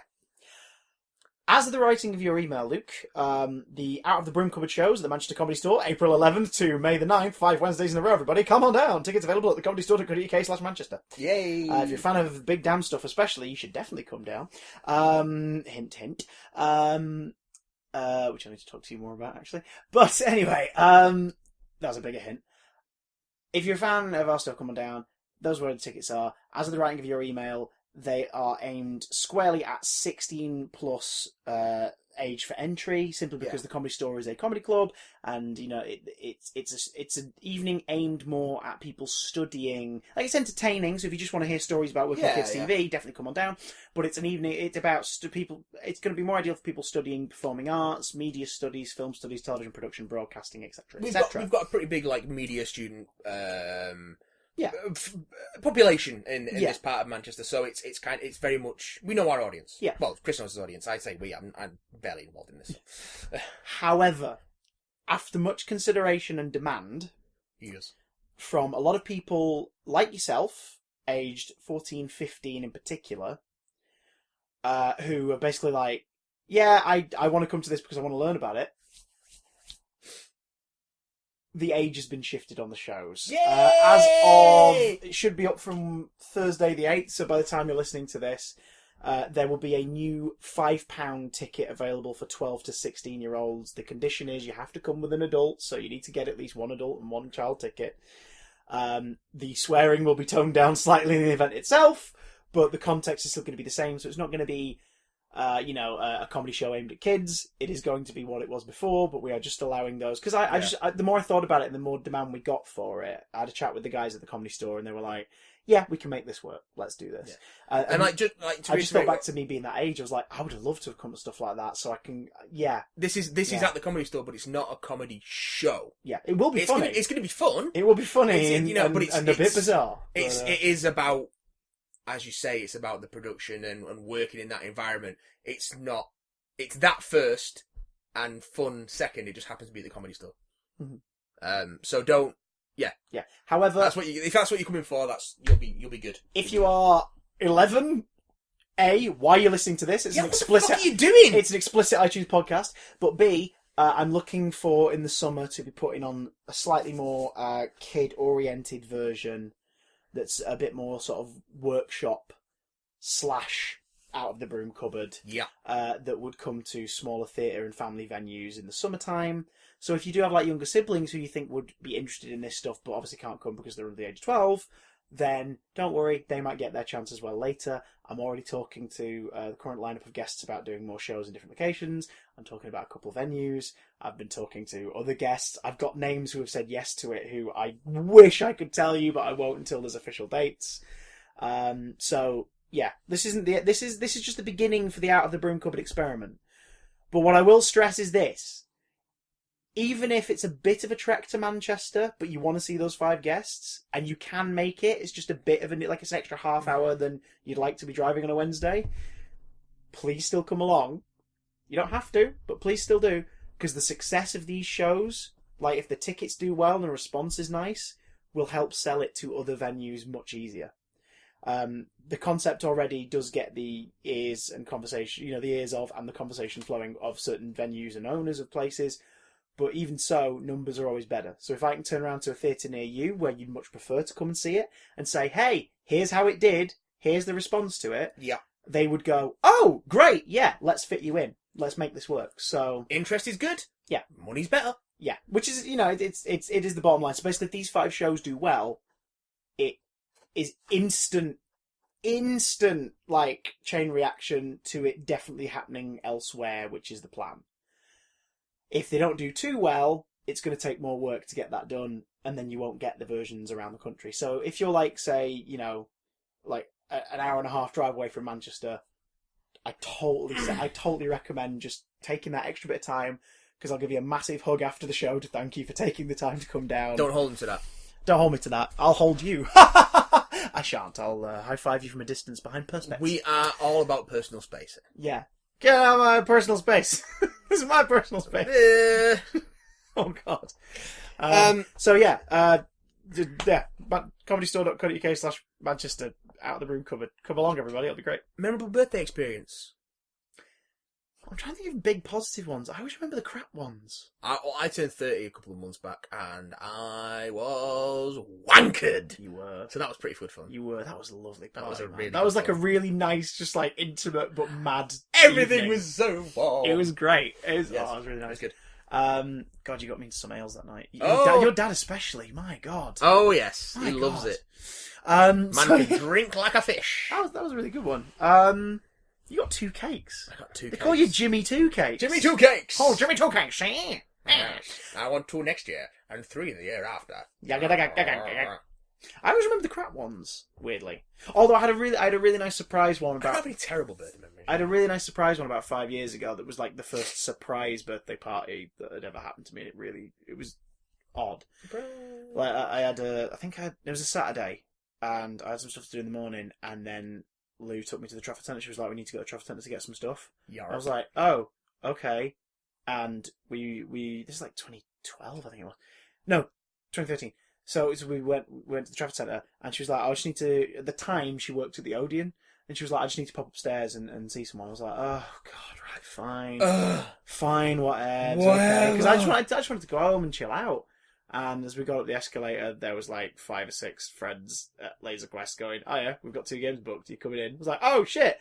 Then we got back to the flat, and there were more friends already waiting in the flat with a party, and it was lovely. And it was really weird. Yay! Apart from that, I just remember the negative shit. I had to share a birthday party with someone from primary school when I was like 5 at a McDonald's. Ugh. You know the one in Salford, near Salford Crescent? I've been to a birthday party there when I was around the same age. Because I think it still has an upstairs. Yeah. But then it was like that balcony kind of thing, and it was a bit more. It was yeah. painted more the childish stuff that Yeah. McDonald's don't do anymore because they're trying to look trendy. McDonald's cakes, McDonald's birthday cakes. Yeah. Oh God. Jeez. But it was a joint birthday party, and it was on the day of his birthday. Mine was a few days later. Yeah. And because of that, I think someone got the wires crossed, either the parent that organised it or McDonald's. I was barely sort of acknowledged in terms of the stuff being brought in and everything, and I took it really hard. I was like 5. At 5 you will, yeah. Yeah, and I was like, oh! And I remember like having a laugh, but getting home being really grumpy. Really grumpy. Well, you were 5. Yeah. That happens. Oh no, 5 weeks ago this was. Oh, that's right. Sure. Okay. Sam Monty sends... Still didn't get my McNuggets.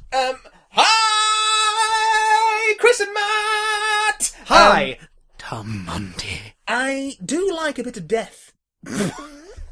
In TV and films. Oh, right. Okay. Especially when it's done well. So that's what my theming of most of the questions this week will be. Oh. What are your thoughts on Tosh and Owen's death scenes in the Series 2 finale of Torchwood? Do you think they are effective? Do you think both of their characters went out at the right time? When Donna Noble reaches her rueful fate in Journey's End, I like that, rueful. Do you think she was a good way for her character to leave the show, or do you think she should have flat out died because of the information overload in her head? What about when John Smith's life ends in order for the Doctor to return in the Family of Blood two-parter?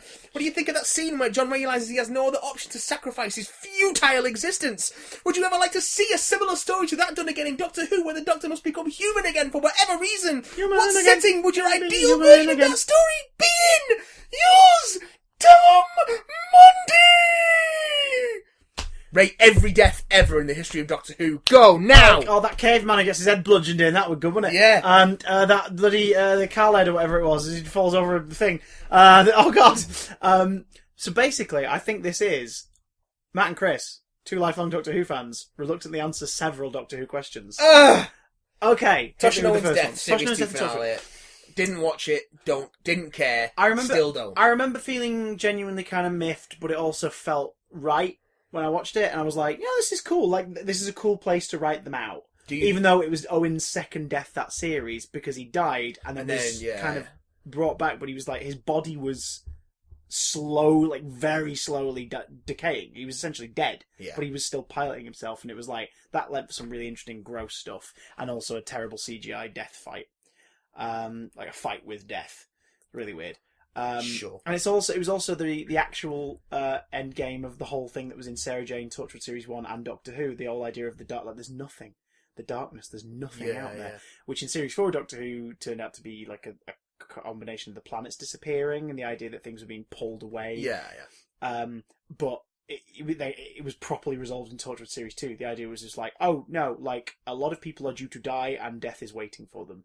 And on the other side, there is nothing. You are awake. It is a black void. You feel pain, you hear suffering, you are alone and cold and scared, and there's something in the dark with you. And it's like, oh my god, that's horrifying. I hope Doctor Who never does something about the nature of death and seemingly existing after death. Please don't cremate me. Don't cremate me, Matt. Don't cremate me. Yeah, Toshino's death's kind of cool. What's the next one? Donna Noble. Donna Noble. I think that's more tragic than her dying. Yeah. Because we watch Donna grow, and we love her. And then to have all that erased and reset, and she's just... And she'll never know. Like, she'll never know what happened. She'll never know how tragic it is. But it's beautifully done when, like, Wilf says to her, like, but she is gone. Like, she'll never know, and we'll remember. And Wilf says that and stuff, and he has the chat with the Doctor. And the two of them sell how horribly tragic that is. Like, this wonderful person. Like, the freaking Oodsphere sings songs of Donna Noble, and... Oodsphere. So, I mean, like, all of this stuff. It's like all the amazing things she's done. Oodsphere. And it's like it never happened to her. Like, it's like it never happened. Not like a... Because that's the second time that happened in Who, isn't it? With Jamie and... Jamie and Zoe at the end of season... 6. Yeah, like they get put back in their own time periods. The War Games! And are made to forget. They're just put back at the exact moment they joined his adventures. And it's like, oh my god, that's horrible. Like, they don't remember. That's horrible. Except they do, because in Grant Morrison's The World Shapers comic, originally published in Doctor Who magazine, the Sixth Doctor goes back and picks up Jamie, who's been shunned by his community because he remembers everything, and then he dies. Yeah, I mean, Grant Morrison wrote for the Doctor Who magazine for a little little bit. I'm sure there's interesting stories to tell, but no, I prefer the real thing. Yes. That's why that moment in the Five Doctors is lovely. It's like, oh my god, there they are. And then he's like, hang on, it can't be you. The Time Lords erased your memories of me. And they do that weird scream thing. They go, ah! They like fade away. Also, we tick off those characters off the cameo list for the anniversary special, and then we move on. Also, season 6B. The season 6B theory. Yes. Not to be confused with actual season 6B from 2011. Yes. No one need to confuse that. I'm really confused. Yeah. John Smith, Family of Blood. Again, that's more tragic than a character dying. Yeah. Like, he's a whole new personality. Like, he's it's like a mini regeneration. It's like the Doctor's body is literally just the vessel, and a different soul is piloting it. Yeah. And that soul Intriguing. has to die for him to come back and save the day. Mm-hmm. And he's got a life and memories and a love, and he knows who he is after wondering who he is for so many years, and it's oh god. Do we want to see the two parts? Great. Do we want to see the Doctor Who become human again? The Doctor Who. The Doctor Who become the human Doctor Who again. character. The Doctor Who character. BBC TV's Doctor Who. No. They've done that story. Yeah. Done it. And also, it's that wonderful moment where, like, he's, with them and he cooperates with them. They've done it twice, because they've done it with the Meta Crisis Doctor. Yeah. But like when he's carrying the ship and then he sort of stands up and he's like, wow, what you should have done, and you realise, oh my god, it's the Doctor. That's even more tragic, because you realise we didn't see the end of the previous scene, where John Smith obviously either, like, came to terms, like, came to peace with the idea of his own existence ending, or the Doctor forcibly came back somehow. Like, it's more the former is what's insinuated. Yeah. But, it's like, oh god, this is horrible. This is horrible. I like stuff like that. I think because that's what is tragic about death. You lose a person and what makes them who they are. Yeah. Like, that's gone. Stuff sticks around. Things that your experiences and your time with them sticks around, and that's when people say, like, I'll be in your heart, or I'll live on. Like, what they actually mean is, like, everything I've ever done and made you feel exists in you. That doesn't change. Yeah. You carry that on, but you're not gonna have new experiences with that person. And in a kids show, don't at me. That's a really tragic way of getting rid of characters you love. Death is still a thing in the show, at least at that point. But to lose a character that way, you get the emotional impact of losing someone in real life in a way that kids will understand differently. And then when they have to, unfortunately, experience death in real life, like with other people, like family members, they'll be like, oh, this is what it meant. Yeah. And it might help them be ready for it. Got all sad there. What was the next question? Dan Rawlings sends, what are the Cornetto films in order of your most favourite to least favourite, and why? For me, it's Hot Fuzz, World's End, then Shaun of the Dead. So what's that? Least favourite to favourite? Most favourite to least favourite. Most favourite to least favourite, okay. I only know you've seen them because I saw Chris in that really cool t-shirt, but if you haven't, tit biscuits. It is a cool T-shirt. I've seen World's End now! You've seen it? I knew I was holding back this email. Yeah. Because we didn't get to it last week, so I watched World's End because it's on Netflix now. Nice! What do you think? It's really good. It's great, isn't it? It's also really depressing. Yeah. For like, Jesus. Not in terms of where the story ends up. Like, the ending is actually kind of upbeat in a weird sort of way, sci-fi way. But it's everything leading up to that with just Gary's life and the way it's gone and stuff. You're like, I've spent the whole movie going, oh no. You get to your late 20s and you suddenly realise, I get this. Yeah. I completely understand this now. Oh God. Yeah. But at the same time, it's a hopeful story as well. Like, despite how despite the journey he doesn't take, in the years leading up to this story, like, and the things that he does instead of, like, going, the steps back he takes instead of the steps forward. Yeah. Like, it still ends the story with him doing the right stuff. Like, he do you know what I mean? Like, it's a story about purpose and, the futility of dreams and aspirations, and it's depressing, but it's also hilarious, and it's very real, and there's blue goo-filled aliens with heads you can bash in with sinks. But it's also, I think, technically the best movie, again, from, like, effects standpoint, and it's the most refined Edgar's direction is out of the three of them. That's, like, because he'd done Scott Pilgrim, so he tackled with, like, bigger visuals. But I don't think it's the best, though. Hot Fuzz is still better. Hot Fuzz is the best one. I think your list is right, Dan. I would agree with that. Yeah. I think a lot of people would go Hot Fuzz best, Shaun of the Dead second, World's End third, but I love them all. There is not a bad film amongst them. If you have to rate them, I think you've got to rate them just on what sticks, and Hot Fuzz is... I mean, Hot Fuzz is like the perfect comedy action movie. Oh, it's so good. Because it's a brilliant action film, and it's a brilliant comedy, and it's a brilliant semi-horror movie, and it just works so well. Shaun of the Dead is a massive, beautiful love letter to that genre and those kind of stories, but told through a very British lens. And World's End is just technically a very well-made movie with a brilliant... I mean, they've all got great casts. Yeah. But that ensemble, like the drinking party, is so good. And I think World's End works so well because it's so many of the faces you saw in the Shaun of the Dead and couple, Hot Fuzz. But everyone has become is older and more experienced and knows their craft better. Yeah. So they just come in. It's just a better movie because of that. You heard the stories of, like, they've worked out. They did physical performance workshops to figure out the stages of drunkenness in a way that they could all kind of, like, they all, like, knew what it was, like, marked 1 to 10.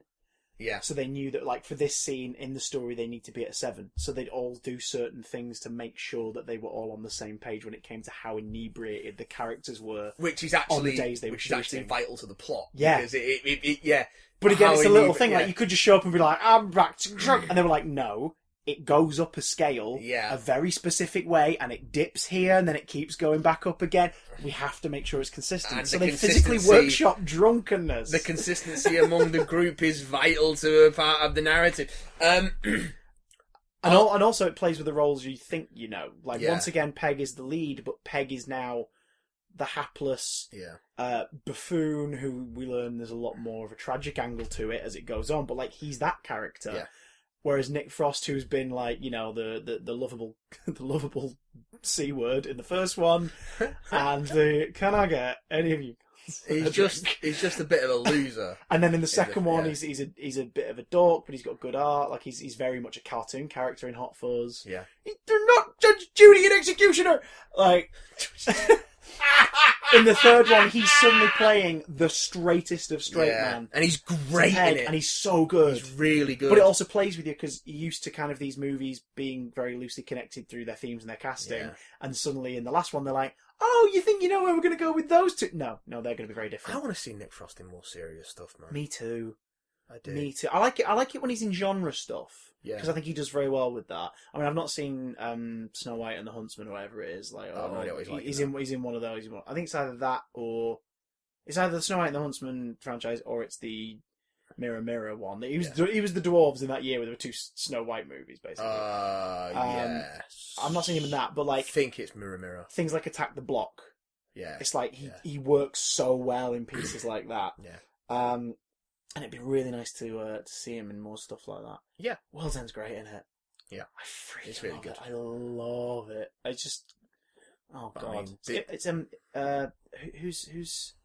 Who's our lead female? Imogen Poots? I know it's... no. Rosamund Pike. Rosamund Pike. Who's Imogen Poots? I don't know. Not her. Not her. I knew it was an odd name. I think I like Hot Fuzz the most because it's got something that the other two movies haven't got. A great big bushy beard! Oh, God. That's true as well, because all of them have joint cast, like, trees going on. Yeah. But the second one, I think, has the most actors who are just in that one of the bunch as well. Like Jim Broadbent. The most big name and guest Timothy stars. Dalton. Although, World's End has got Bronholm in it. It does have Bronholm. Right there.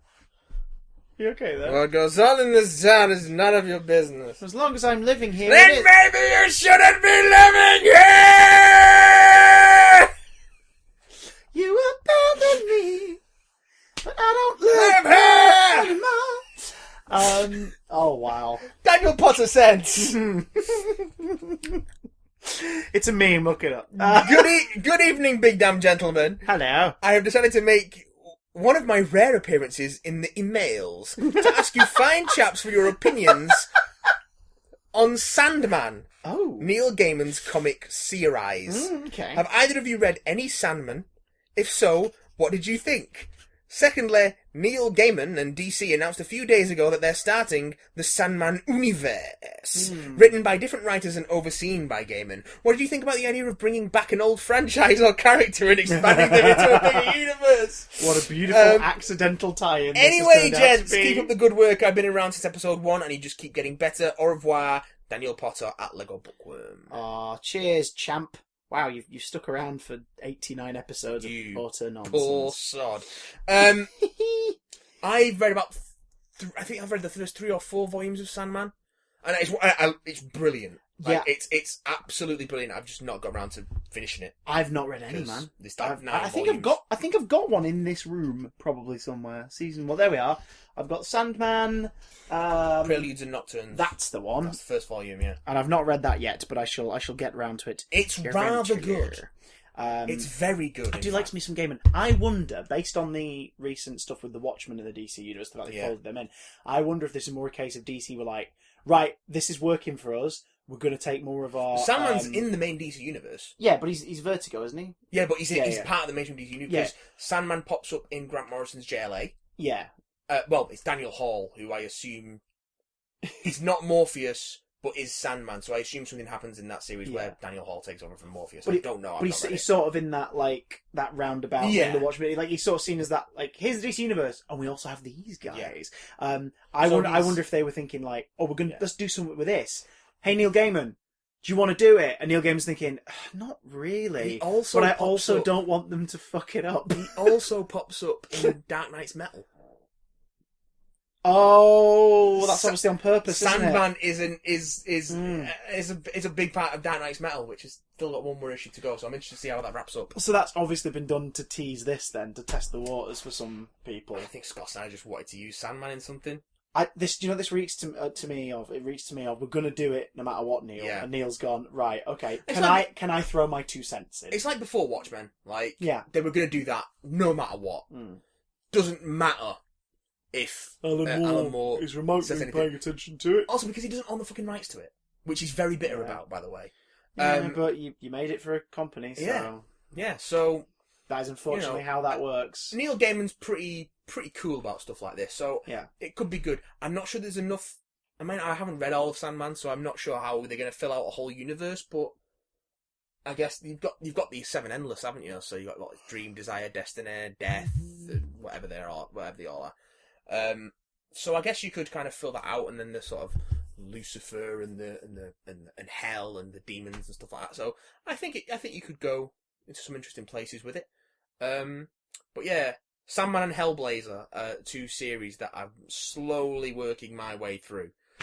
Like British writers creating sort of horror inflected stuff for Vertigo.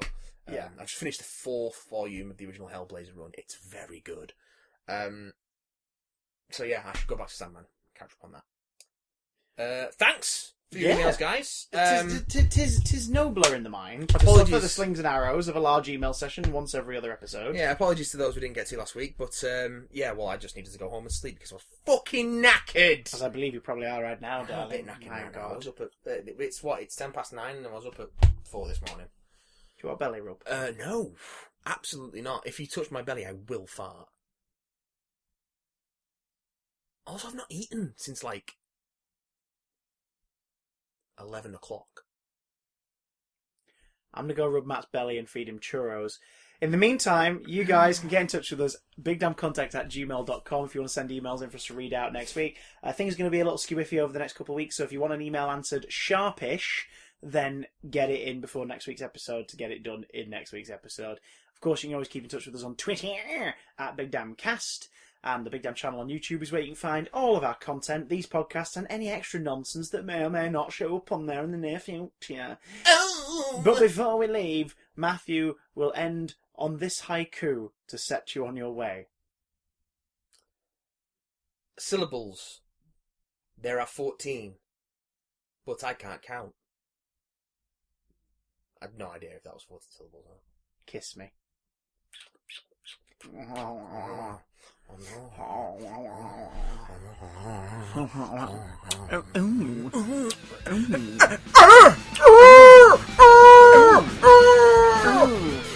That's great. Yeah, thanks, Clem.